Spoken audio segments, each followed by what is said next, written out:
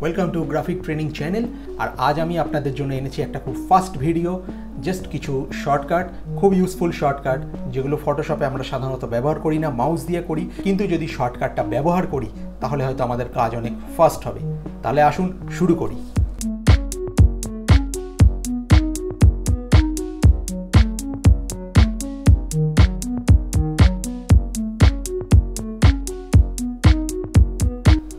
আমি আমার একটা পিএইচডি রেডি করে রেখেছি, যার মধ্যে এই কালার্সগুলো আছে আর প্রত্যেকটা লেয়ার আলাদা আলাদা আছে। সো আমার প্রথম শর্টকাট হচ্ছে রোটেট ক্যানভাস। মানে অনেক কাজ থাকে যেগুলো আমাদের কিছু সময় কি হয়, আমাদের ছবিগুলোকে ঘুরিয়ে নিয়ে কাজ করতে হয়। যেরকম ধরুন পেপার পড়ছি, পেপারে যখন ছবি প্রিন্ট থাকে, ছবি ঘুরিয়ে নিয়ে দেখছি, বা কোনো ড্রয়িং করছি, যেমন কাগজ ঘুরিয়ে নিই, পেপারসগুলো আমরা ঘুরিয়ে নিয়ে ড্রয়িং করি বা কিছু কাট আউট করি, এটা ঠিক সেরকম।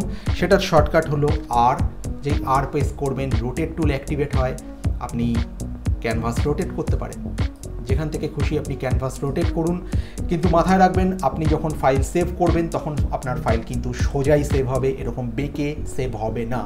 এটা রিসেট করতে হলে ওপরে দেখুন রিসেট ভিউ, রিসেট করে নিন, আপনার ছবি আবার আগের জায়গায় চলে আসবে। শর্টকাট নাম্বার 2, ধরা যাক আমি যে লেয়ারে আছি, আমি এখন দেখুন ওপরের লেয়ারটায় আছি। আমি চাইছি যে এই লেয়ারটার ওপাসিটি ডাউন হোক। আমি মাউস নিয়ে গিয়ে ওপাসিটি স্লাইডারটাকে আমি লেফটে আনবো নাকি ওপাসিটি ডাউন করার জন্য।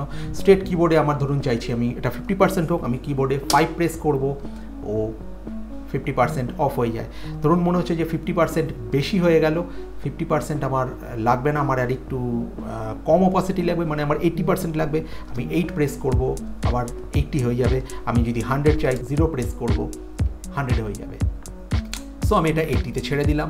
আমি চাইছি লেয়ার ফোকাস চেঞ্জ করতে, মানে আমি এখন যে লেয়ারে আছি আমি সেটাই থাকবো না। আমি ধরুন আমার যে রেড শেপ আছে আমি সেই লেয়ারে যাব। তাহলে অল্টের সাথে আপনি যদি ব্র্যাকেট কি ইউজ করেন আপনি চেঞ্জ করতে পারবেন খুব সহজেই। দেখে নিন, অল্ট প্রেস করে আপনি যদি ব্র্যাকেট ইউজ করেন, যেটা আমরা ব্রাশ ছোটো বড়ো করতে ইউজ করি, আমি যেই আবার অল্ট প্রেস করে ব্র্যাকেট প্রেস করছি, আমি ব্ল্যাকে চলে গেলাম, আমি আবার প্রথম থেকে যাচ্ছি, প্রথমে ব্লু, গ্রিন, রেড। ঠিক আছে, এবারে আমি চাইছি যে আমার এই রেড লেয়ারটা আমার সব থেকে ওপরে আসুক। তাহলে কি করব? তখন কি করব? কন্ট্রোল প্রেস করে আমি ব্র্যাকেট ইউজ করব। কন্ট্রোল রাইট ব্যাক ব্র্যাকেট, আমি লেয়ার অর্ডার ওপরে আনছি। কন্ট্রোল লেফট ব্র্যাকেট, আমি লেয়ার অর্ডার আবার নিচে করছি। আরেকটা শর্টকাট দারুণ ইন্টারেস্টিং, সেটা হচ্ছে আমাদের ব্রাশের। আমরা ব্রাশ নিয়ে থাকি, আমি ছিলাম মুভ টুলে, আমি শর্টকাট ইউজ করলাম বি ফর ব্রাশ।